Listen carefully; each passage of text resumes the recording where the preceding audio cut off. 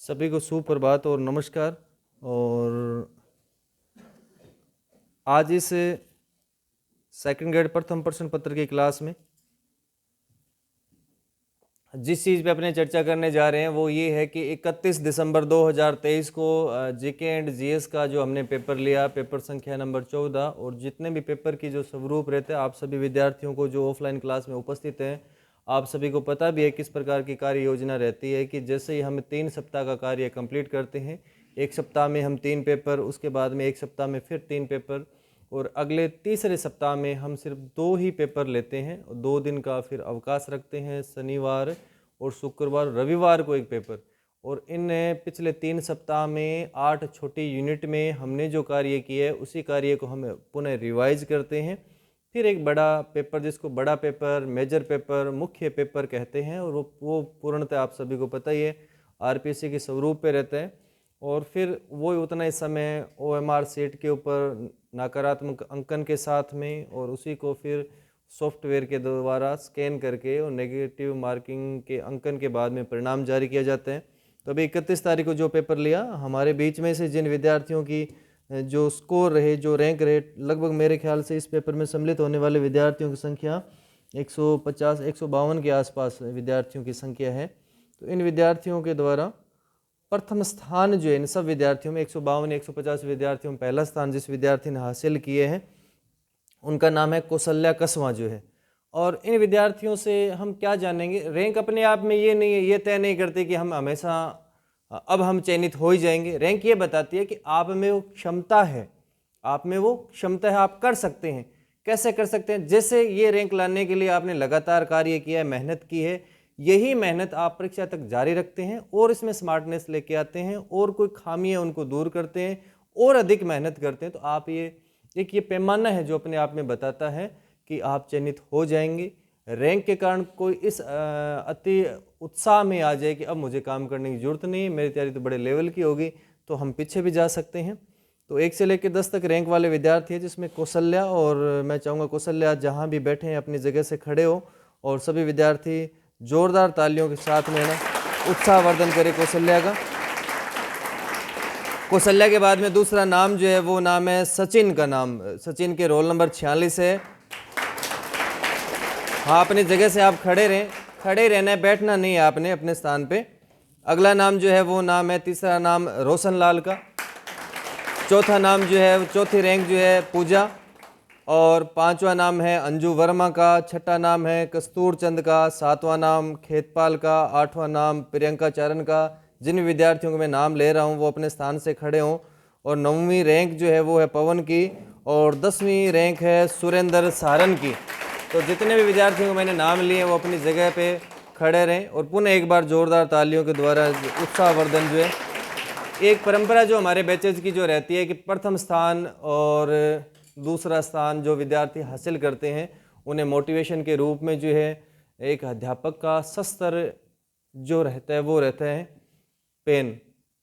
और तो आपके बैच में आपको भूगोल विषय पढ़ाने वाले गुरुजी श्री अंकित जी यादव से मैं कहना चाहूँगा कि प्रथम स्थान पे बिटिया कौशल्या जो है उनको आप ग्रीन पेन देके जो है वो सम्मानित करें, क्योंकि स्वाध्याय की थीम भी रहती है टारगेट ग्रीन पेन जो है। और ये जो ग्रीन पेन है वैसे असली हकदार इसके हम कब बनेंगे, इसको हमने कब काम में लेना है, ये अपने आप में एक तरीके से हमारा उत्साहवर्धन करेगा। किस प्रकार से उत्साहवर्धन करेगा कि इसका असली हकदार हमने बनना है। जहाँ भी आप पढ़ाई कर रहे हैं, जिस लाइब्रेरी में आप पढ़ाई कर रहे हैं, जिस पीजी में आप पढ़ाई कर रहे हैं, अगर आपने रूम ले रखा है, वहाँ आपने एक छोटा देवस्थान बना रखा है, तो वहाँ इस पेन को रखना है। और इसी के सामने रोजाना अगर हम सुबह उठ के एक बार ईश्वर से प्रार्थना करते हैं कि हमारा दिन अच्छा हो, शुभ हो, हम सही प्रकार से कार्य करते रहें, तो ये भी हमारे सामने रहे। और बार बार हम ये कहें कि हे ईश्वर, हमें वो शक्ति प्रदान करना, कोई भी संकट जो आए उनसे हमें मुक्त रखना, और लगातार प्रयास करते करते करते इसके असली हकदार बने, टारगेट ग्रीन पेन जो है। तो कौशल्या को बुलाना चाहूँगा कि आप मंच पे आएँ, और अंकित जी को कहना चाहूँगा कि आप अपने शुभ हाथों से बिटिया को आ जाएं, बेटा मंच पे आ जाएं, है ना, सौंपें आप इनको ये।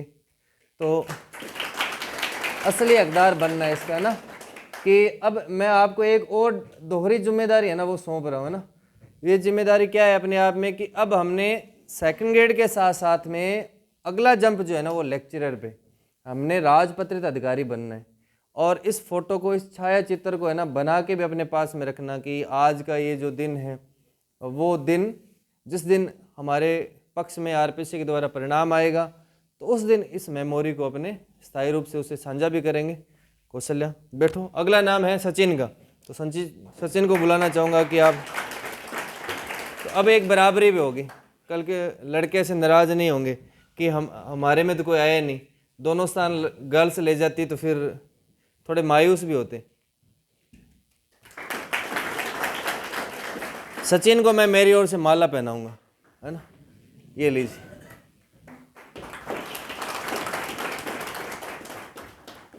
एक मिनट, मैं कुछ पूछना भी चाहूँगा सचिन से, यहीं आ जाओ आप।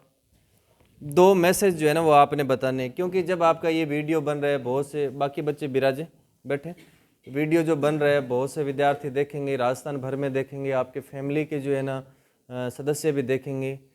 सेकंड ग्रेड की तैयारी रणनीति, कोई विद्यार्थी जो फर्स्ट टाइम इस वीडियो को देख रहे हैं उसके मन में एक ही बात आएगी कि अगर हमें तैयारी करनी है तो हम सेकंड ग्रेड की शुरुआत किस प्रकार से करें।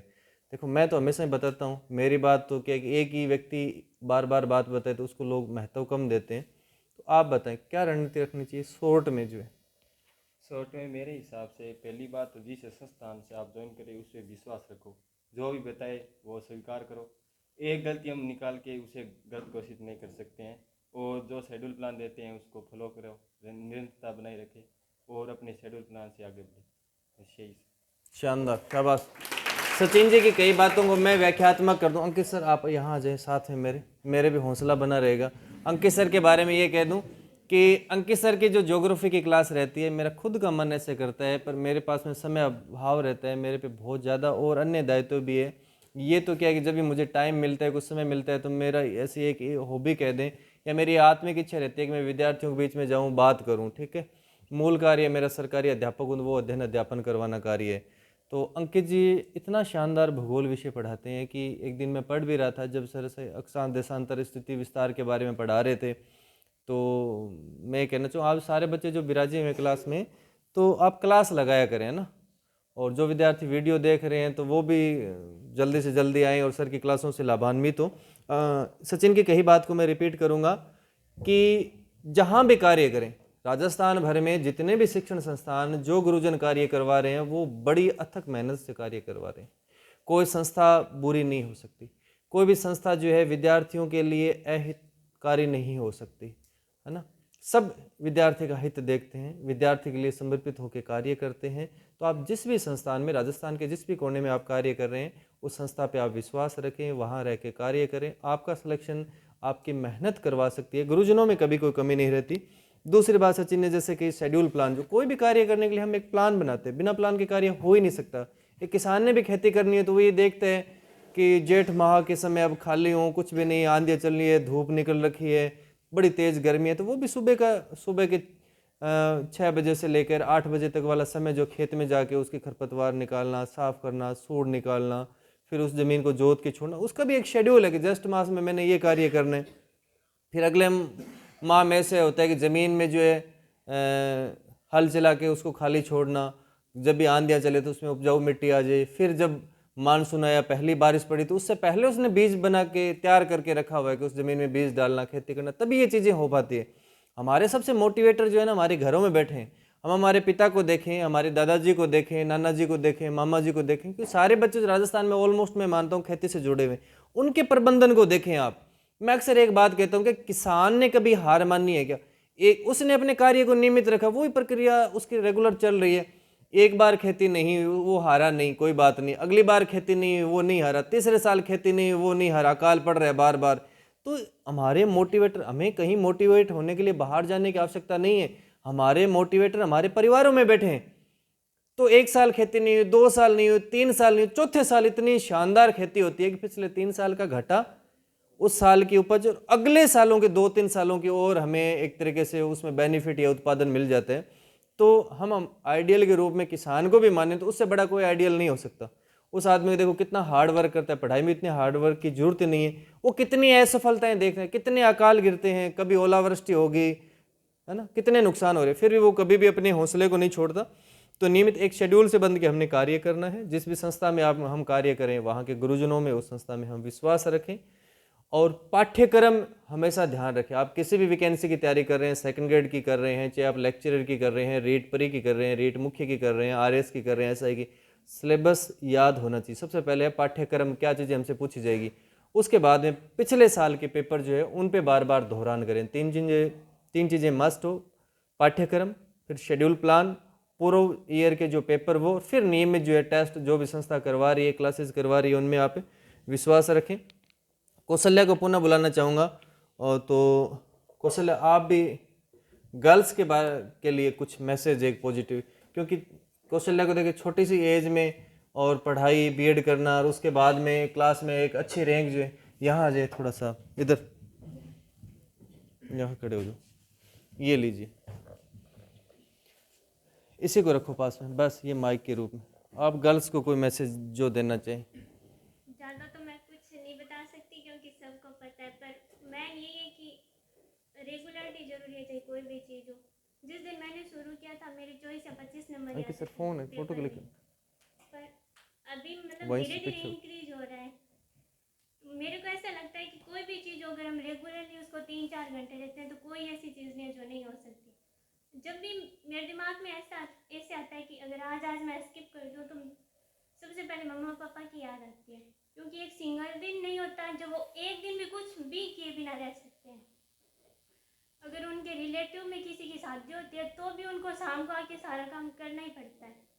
तो हम तो बैठे बैठे 4 घंटे पढ़ाई करें वो तो कर ही सकते। बस मैं यही है, बहुत अच्छी कोचिंग और बहुत अच्छा मेरे हिसाब से इसका जो शेड्यूल है वो बहुत अच्छा है। अगर हम ओनली फॉर इस शेड्यूल को फॉलो करते हैं तो भी बहुत अच्छे मार्क्स के साथ सिलेक्शन हो सकता है।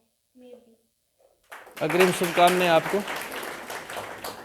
तो कौशल्य ने जो बात कही वो तो मैं अक्सर ये बात रिपीट करता हूँ, हमारे आंखों के सामने हमेशा हमारे माता पिता का छवि चित्र रहना चाहिए। मैं हमेशा कहता हूँ कि दुनिया में हर व्यक्ति आपका विरोधी हो सकता है, आपका भाई हो सकता है, बहन विरोधी हो सकती है, मामा नाना सब विरोधी हो सकते हैं, चाचा, परंतु दो व्यक्ति तो वैसे हैं संसार में जो अगर आप भी बुरा कर देंगे तो आपके कभी खिलाफ नहीं होंगे।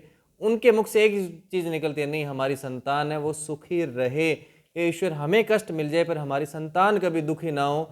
वो है आपके पिता और आपकी माँ जो है, तो उनका छायाचित्र हमेशा आपकी आंखों के सामने रहना चाहिए। उन्हें आप हमेशा, अब जो भी कार्य करें उससे पहले एक बार स्मरण जरूर करें कि इससे उनका गौरव जो बढ़ेगा या गौरव जो है वो कम होगा। तो नियमित इसी प्रकार से आप अथक मेहनत करते रहें और आपके चेहरों पे जो उत्साह और तेज जो नज़र आ रहा है वो मुझे ऐसा लग रहा है कि लास्ट ईयर जो हमने सेकंड ग्रेड में सिलेक्शन जो है 16 या 17 सीटें 40 विद्यार्थियों में निकाली हैं, स्टिल लेक्चरर में हम 72-75 के आसपास पहुँचे हैं।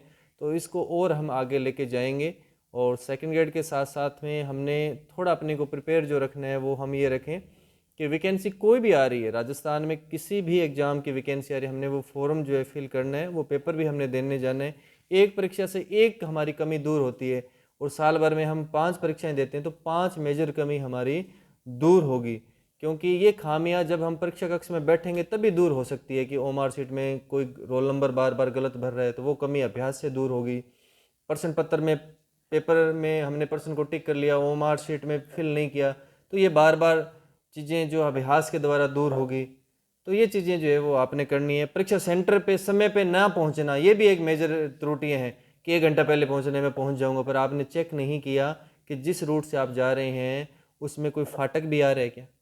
फाटक पे अगर जाम लग गया, आपने 1 घंटे का टाइम ले लिया कि 1 घंटे में आप पहुंच जाएंगे, पर आपके दिमाग में ये नहीं आया कि उस बीच में 2 रेलवे क्रॉसिंग भी आपने पार करनी है और मान लो वहाँ 10-10 मिनट का जाम लग गया। अभी एक एग्ज़ाम रहा शायद असिस्टेंट प्रोफेसर 7 जनवरी रविवार को, तो उसमें बहुत से बच्चों के साथ में ऐसी घटनाएं हुई कि वो 2 मिनट देरी से पहुंच रहे और रीज़न क्या था कि रेलवे फाटक बंद हो गया। तो एक बार सुरेंद्र इन सब की फ़ोटो और आए कैमरे में, तो कैमरे में देखना सभी सुंदर नज़र आने चाहिए, घर वालों को पता चलेगा, क्योंकि वो चिंतित हो जाएंगे। आप दुबले पतले देखे ना ऐसे मायूस से, उनको लगेगा अरे हमारे वाला बच्चा ऐसे कैसे नज़र आ रहा है, ढंग से कुछ खा पी रहा है कि नहीं खा पी रहा है। तो स्वास्थ्य का भी ध्यान रखें, सर्दी आ गई, लड्डू वगैरह बनवा लें और एक एक लड्डू हमें भी ला के जमा करवाएं यहाँ पे।